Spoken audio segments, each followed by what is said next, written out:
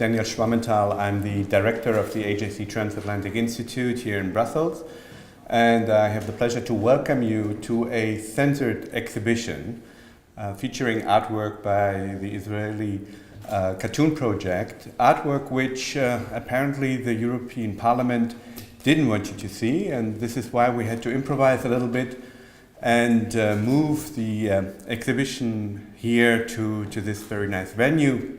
But this is not what our original plan was. We've been working on this for several months. When I say we, I mean, of course, first of all, the artists, but then also in close cooperation with Yair Lapid, the head of Israel's Yesh Atid party, and our close partners here in the European Parliament, 4 members of the European Parliament representing the 4 biggest political groups. 2 of them are here with us today. Anders Vistisen from ECR from Denmark and Peter Niedermüller from SND from Hungary. The other 2, Lars Adaktusson, EPP from Sweden, and Petras Austervistikus from ALDE, unfortunately couldn't make it to this rescheduled press opening because, as I said, originally the plan was to have it done about 2 hours ago in a building next door. But unfortunately, the Questor of the European Parliament decided that this exhibition could not be approved. It was too controversial. We were told that apparently this exhibition would damage the dignity and image of the European Parliament. With all due respect, I would venture that it's not the exhibition, but it's censorship that is a damage to Parliament's dignity. Who would have thought that artwork criticizing human rights violations would be considered too controversial for the European Parliament? In this context, I'm reminded of the often deafening silence in Europe during the brutal crackdown of the Iran protests, and also the lack of condemnation from here in Brussels vis-à-vis Iran's violation of the Israeli airspace just last weekend. So there seem to be some people in Europe who would rather not address Iranian human rights violations and Iranian aggression, and would also rather that others don't do it, but here we are, we're doing it anyway. So let me now hand over to Yair Lapid. Please, take the floor.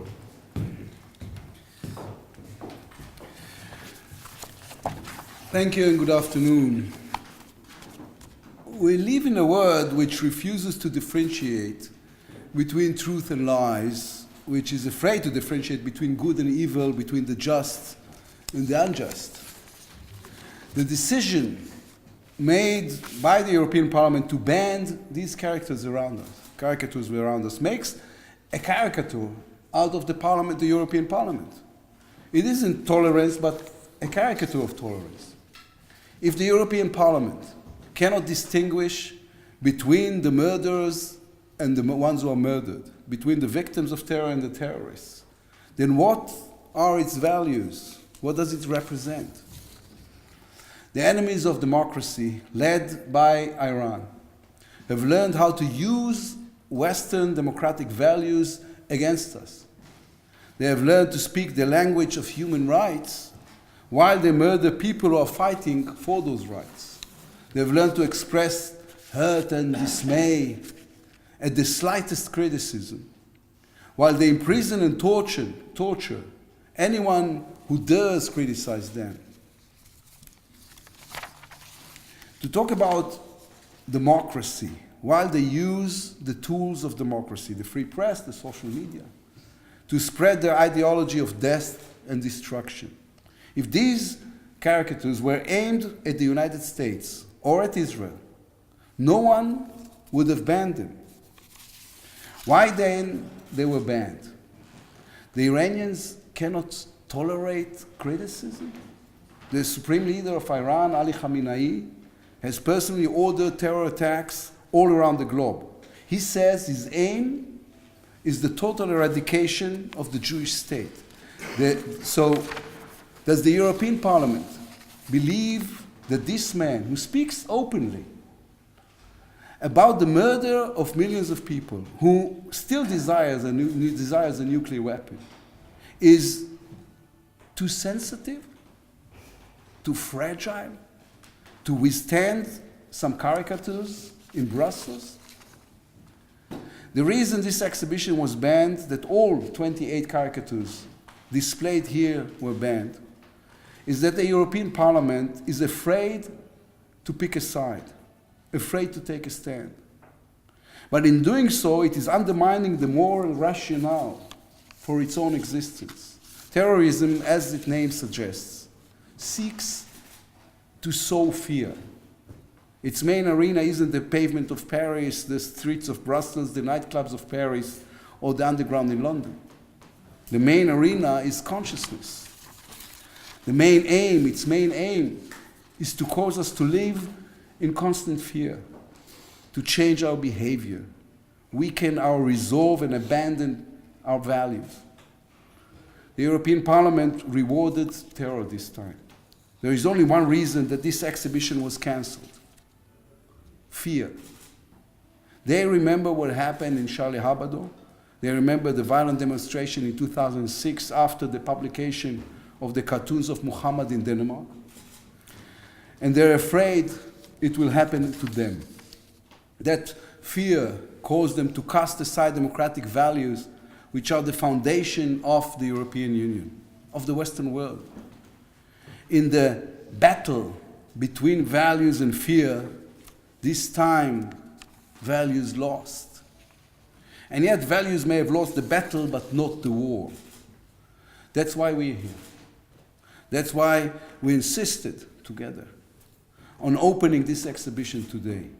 That's why the exhibition will now be shown also in Israel and in the United States, to remind the world of a simple truth. Iran is an Islamist, terror-supporting dictatorship. It is the world's greatest funder and exporter of terrorism. It stands behind Hezbollah and Hamas. It is fully complicit in the murder of 500,000 people in Syria, in terror attacks in Europe, in Latin America, and of course, in the Middle East.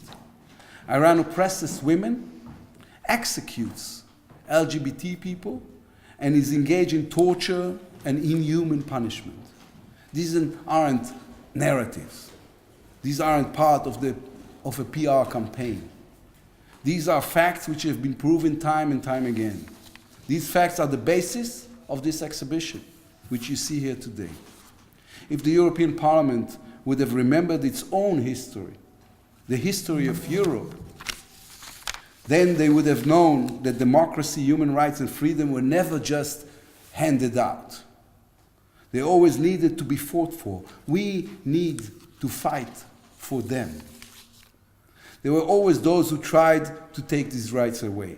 The enemies of freedom are not only those who tried to impose tyranny and terror, but also those who remained silent. I thank all those here today for refusing to remain silent, especially members of Parliament, Andres Vistisen, Peter Niedermüller, who are here with us today, and last Adak Tucson and Petrias Ostrihavicius, who couldn't come here today. They represent almost the entire spectrum of the European Parliament, and their support shows that there are those who will always stand up for the values we believe in, who will stand up for the truth. I'd also like to thank the AJC and the talented cartoonists of the TICP who gave of their time and talent to fight for justice and hope against censorship and violence. Sometimes it is not enough to fight for human spirit, you also have to know how to draw it. Thank you very much. Thank you, Yair. Anders, please. No, thank you very much for bringing this idea with the cartoons here to Brussels. Unfortunately, in a little bit of a different location than originally thought of. Coming from Denmark, I think across the political spectrum, we have an understanding that satire and criticism is a healthy part of democracy, regardless of who they intend to hit. And I would say oftentimes the royal family of Denmark, even though we love them very much, generally in Denmark, have been portrayed much worse than what you see here today. So it is fundamentally very difficult for me to grasp how cartoons can be hurtful. Of course, you can disagree with the sentiment. Of course, you can dislike the message. But violence is always the fault of the ones who commit it. And I think the same was true when we experienced the Danish so-called cartoon crisis. In Denmark we call it the Mohammed crisis because it was not cartoons that was the problem, it was the picture of Mohammed in cartoons that was seen as a problem. So I think this is a great initiative. I think it also serves to remind us here in the European Union that we should rethink our general outlook on the Iranian regime. As the Vice President of the Foreign Affairs Committee here in the European Parliament, I am oftentimes bedazzled of the hypocrisy when we are estimating countries in the region. I just had the Egyptian ambassador talk to me recently, and he said to me, I cannot really understand why you have more than 5 resolutions in this mandate condemning the use of death penalty in Egypt when you have none doing the same in Iran. And I think it's a valid point. If you really believe that human rights are universal and that a death penalty should be abolished everywhere it exists, maybe you should start with the people who does this crime the most, instead of starting with the friends and allies who are actually working constructively with you. And I think this could have been an eye-opening experience for a number of my colleagues in the European Parliament. I hope that they have signed up for this night's public opening and will come here and see it. I fear they will not. But I think it's an important initiative, and I thank you for coming all the way from Israel to arrange it with us. I thank the AJC for being an excellent partner once more, and I thank Peter Niedermüller for co-hosting and being here. I think he is probably the more courageous of us, because I think he is a little bit more outnumbered in his political family than I am in mine on this standpoint. But nonetheless, I always commend him for taking such a strong view and being such a good friend and ally on this course. So I hope that Peter will also enlighten us with some brilliant remarks. But thank you very much for coming and attending. Thank you, Nats, for bringing this very important issue to the limelight of the European institutions. Thank you. Thank you very much. You're right. I am a little bit a strange body here. Because I'm coming from the S&D group. But I think so that the European Parliament is not a homogeneous body, let me say on that way. We have different views also in my group and maybe also in your group. And maybe we have some differences if we are talking about political issues between you and myself. But I think so there is one very important point, namely that we are here this afternoon because I think this exhibition is a very important sign of freedom. And I think so this is something which bound us together. We are all working for a free media everywhere in the world, everywhere in Europe. And you are absolutely right, we share the view that human rights are universal. And we have to express that point, and we have to explain that we are not just talking about the member states of the European Union. We are talking, or we try to talk about the whole world, and saying human rights must be always and everywhere a very important value and a very important norm. Of course, I am more than unhappy with the decision of the Quaestor of the European Union.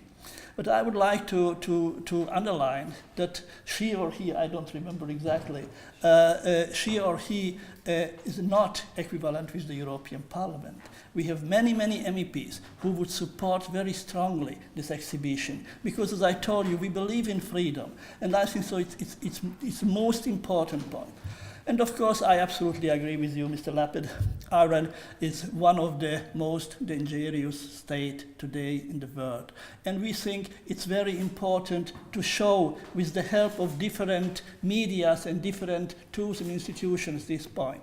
And these wonderful pictures, the wonderful caricatures, they show a very important point, namely that we can do something against this dictatorship. We can show that this dictatorship is very dangerous for us in Europe as well. And therefore, as I told you, I'm really proud to be here this afternoon. And thank you very much for this exhibition. Thank you very much, Daniel, for you and for the EGC to organize it. And first of all, thank you very much, Mr. Lapid, to come to Brussels. Thank you, man. But not least, I would like to ask at least two of the artists who were able to travel here, Uri Fink and Shai Chakar, to say a few words about the work.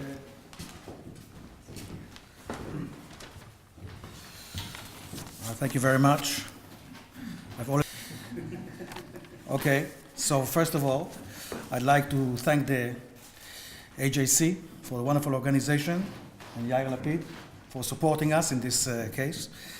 And this organization is really fantastic. And I thank you all for coming here. And I would like you to share with you, to encourage you to share our project of the TICP, encourage people to share our cartoons all over the world, use Facebook, WhatsApp, Instagram, whatever. We just want to spread the message. And today with cartoons, you can do it.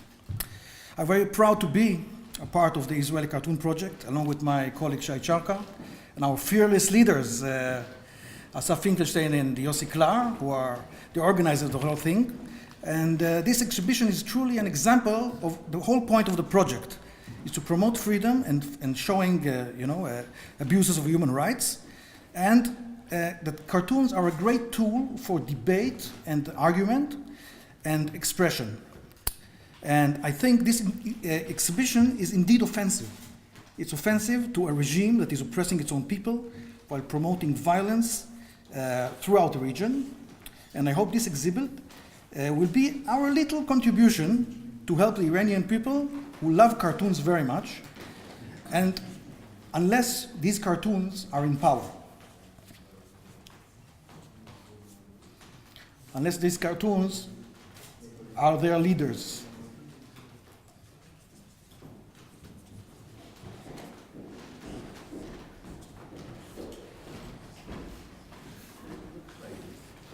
Okay. Great. Okay, now Shai, please.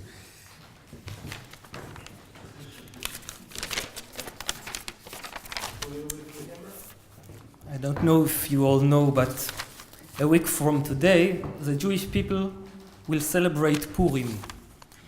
In Shushan, the capital of ancient Persia, Haman, the prime minister, convinced the king Ahasuerus that the Jews are his problem, that they are the ones who are violating his imperial order. Esther, the young Jewish queen, saved the day. She pointed the truth by saying, this is the bad guy here, Haman. He is the one who is really violating the king's order. Us, the cartoonists, we are not the queen. We are only court jesters. But our role is to point the truth, and here it is in front of you, the way we see it. Thank you all for coming.